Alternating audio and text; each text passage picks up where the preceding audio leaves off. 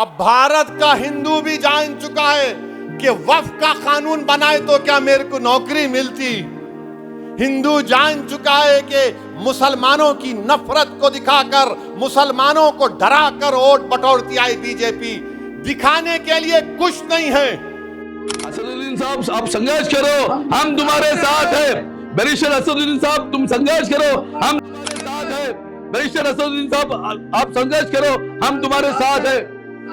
तो मैं हमारे हिंदू भाइयों से भी अपील कर रहा हूं, जो आपके एंडोमेंट बोर्ड के लिए अच्छा है वो हमारे लिए भी अच्छा होना चाहिए। जो सिख गुरुद्वारा प्रबंधक कमेटी के लिए अच्छा है वो हमारे लिए भी अच्छा होना चाहिए। हमारा मुतालबा सिर्फ यही है कि हम अपनी वक्फ की जायदादों की हिफाजत कर सके। हमारे जो है सो पूर्वों से हमारे जो है सो लोगों भी, हम लोग हिंदू हैं, हम भी वक्फ पर सो जमीन है।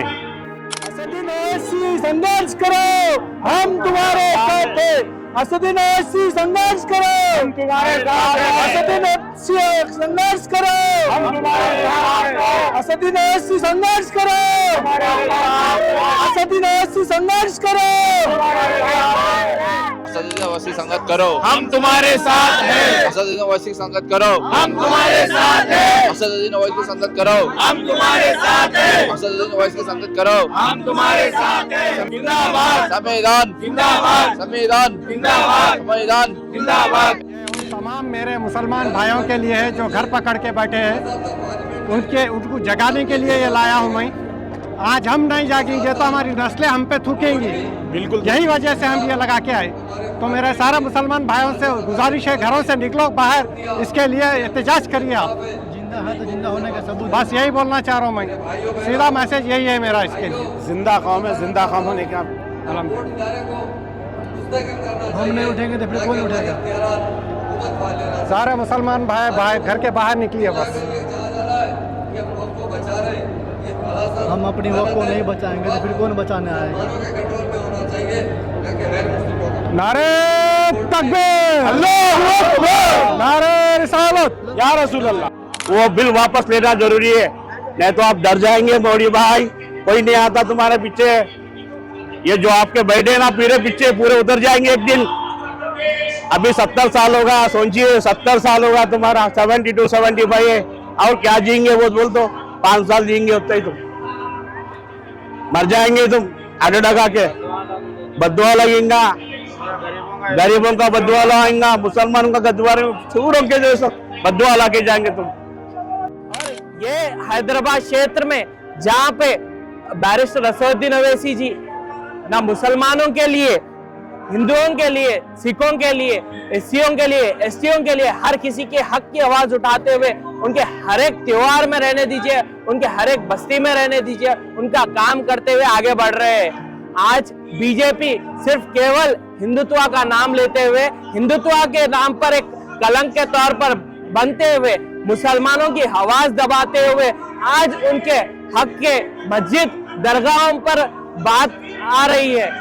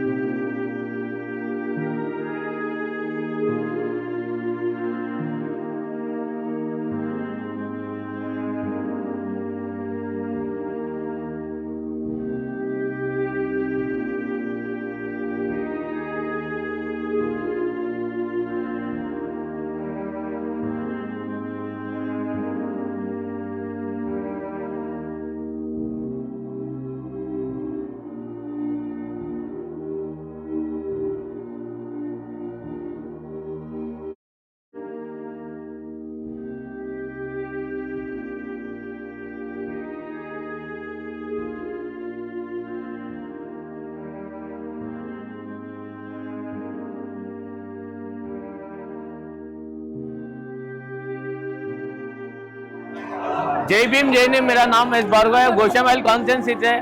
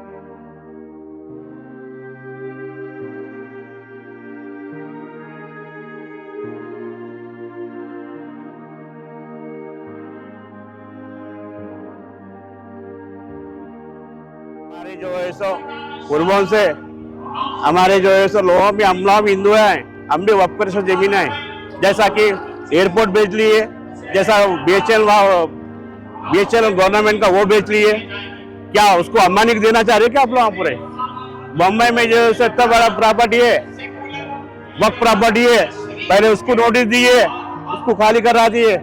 आप तो अंबानी के गुलाम बन गए साहब। आप कहाँ गरीब को देख रहे, मुस्लिम को दबा रहे, नहीं हम नहीं दबने देंगे। हम पूरे सिख पूरे एक हो जाएंगे। हम हिंदू मुस्लिम सिख ईसाई पूरा एक होके लड़ेंगे हम।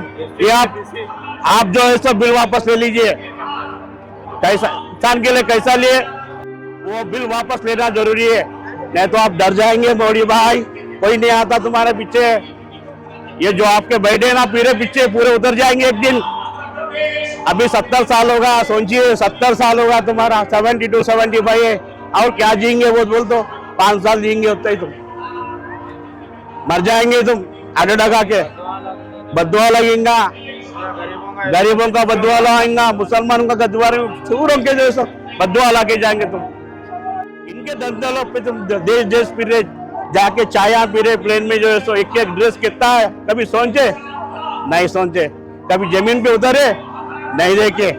एक बार चलिए, एक बार चल के जो है सो नालों में जो है सो झोपड़ियां लेके बैठे हूँ ना, एक बार देखिए आके, एक बार देखिए।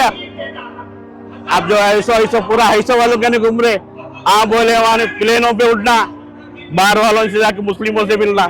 यहाँ क्या हुआ तुम्हारे को? ये हमारे बॉस, हमारे असद साहब नहीं दिख रहे तुम्हारे को? एक ही कहा, आंखों में क्या कुछ है हमारा शहर? आज भी वही शहर है, असेंबली में बात करने वाले, दिल्ली को जो है सो गलगला करने वाले, जलजला लाने वाले हमारा शहर एक ही है। 15 शहरों को तैयार करना हमारे को, 15 शहरों को तैयार करना। और तेलंगाना में जो है सो हमारा अकबर साहब है।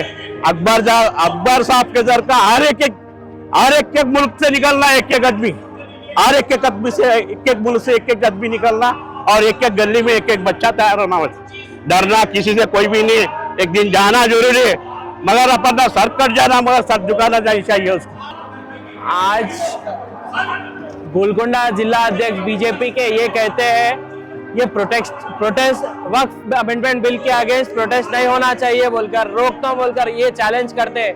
मैं आज बीजेपी के वो जिला अध्यक्ष को ये बताना चाह रहा हूँ, किसी के अंदर ये दम पैदा नहीं हुआ ये प्रोटेस्ट को रोकने के लिए।